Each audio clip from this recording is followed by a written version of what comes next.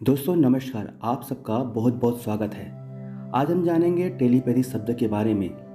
Telepathy क्या होती है, कैसे इसे इस्तेमाल किया जाता है और अपने अंदर अगर इस चीज़ को पैदा करनी हो तो क्या वो तरीका होता है जिससे हम टेलीपैथी करके बहुत दूर बैठे हुए भी लोगों से कनेक्ट कर सकते हैं।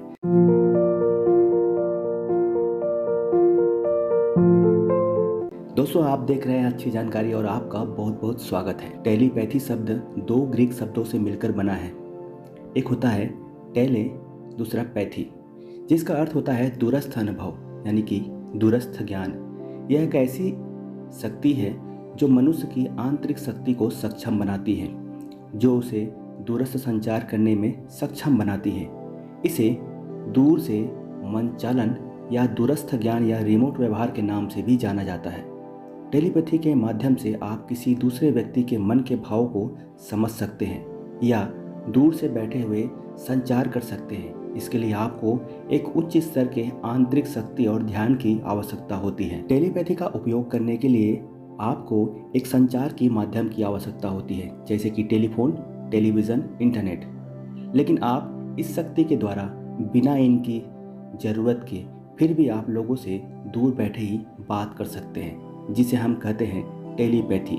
मतलब कि ध्यान के माध्यम से दूसरों के से संपर्क करना और अपने अंतरंग शक्ति से। टेलीपैथी एक ऐसी शक्ति है जो मनुष्य को अनुभव करने की क्षमता प्रदान करती है। इसका अर्थ है दूर से अनुभव। टेलीपैथी का उद्देश्य दूरस्थ संचार है, जिससे आप दूरस्थ संचार के माध्यम से दूसरे व्यक्ति के मन की भावनाओं और विचारों को समझ सकते हैं, उनसे संवाद कर सकते हैं। आप इस शक्ति का उपयोग कर अनेक लोगों से मन में उत्तेजना और प्रेरणा उत्पन्न कर सकते हैं। टेलीपैथी के माध्यम से आप अपने सपनों में लोगों के साथ वार्तालाप कर सकते हैं या दूसरे लोगों को अपने सपनों में बुला सकते हैं। टेलीपैथी की समझ लेने के लिए आपको एक अच्छी आंतरिक शक्ति की आवश्यकता होती है, जो ध्यान और साधना के माध्यम से प्राप्त की जा सकती है। ध्यान करने से आप अपनी आंतरिक शक्ति को सक्षम बनाते हैं। ध्यान करने के लिए आप शांत और स्वस्थित होने की आवश्यकता होती है। इसके लिए आप अपने जीवन में सुधार करने की आवश्यकता होती है। इसके लिए आप एक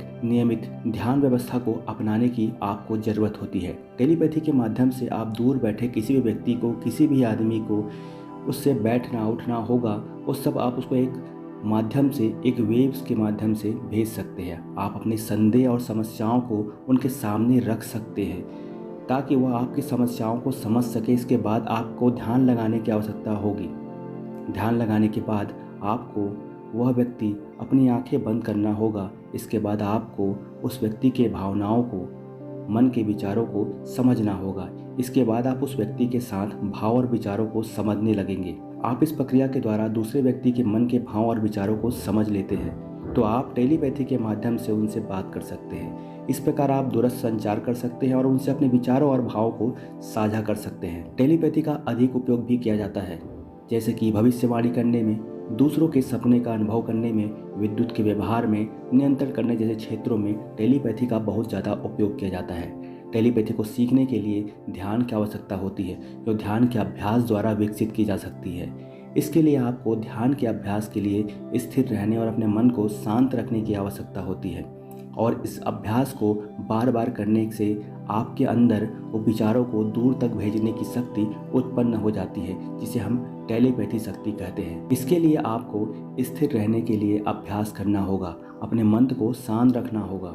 इसके बाद उन स्थितियों को समझना होगा जब टेलीपैथी की सक्षमता उत्पन्न होती है। इसके अलावा टेलीपैथी के उपयोग भविष्यवाणी करने के लिए, दूसरों के सपने का अनुभव करने के लिए, विद्युत के व्यवहार को नियंत्रित करने जैसे क्षेत्रों में काम करने के लिए विज्ञान में एक रोमांचक अध्ययन है, जो अभी भी वैज्ञानिकों बीच अध्ययन और अनुसंधान के लिए बचा हुआ है। अंत में मैं यही कहूँगा, टेलीपैथी को समझने के लिए जानना महत्वपूर्ण है। केवल जादू नहीं है, यह एक विज्ञान है जो हमारे मन और मानसिक स्थितियों के साथ संबंधित है। यदि आप इसे सीखना चाहते हैं और आप इसे ध्यान से अभ्यास करने की आवश्यकता होगी। इस प्रक्रिया को समझने के लिए थोड़ा सा समय जरूर लगेगा, लेकिन जिस दिन आप टेलीपैथी में सक्षम हो जाते हैं तो यह ऐसी शक्ति है जो मनुष्य के मानसिक दरबार से जुड़ी हुई है। इनके द्वारा एक व्यक्ति दूसरे व्यक्ति के मानसिक संदेशों को ग्रहण कर सकता है और अपने मन की शक्ति द्वारा निर्माण कर सकता है और दूसरों को अपने संदेशों को भेज भी सकता है। टेलीपैथी का उपयोग भविष्यवाणी, दूसरों को सपनों का अनुभव, विद्युत के व्यवहार को नियंत्रित करने जैसे बहुत सारे काम आप कर सकते हैं। इसे आध्यात्मिक रूप से ज़्यादा उपयोग किया जाता है।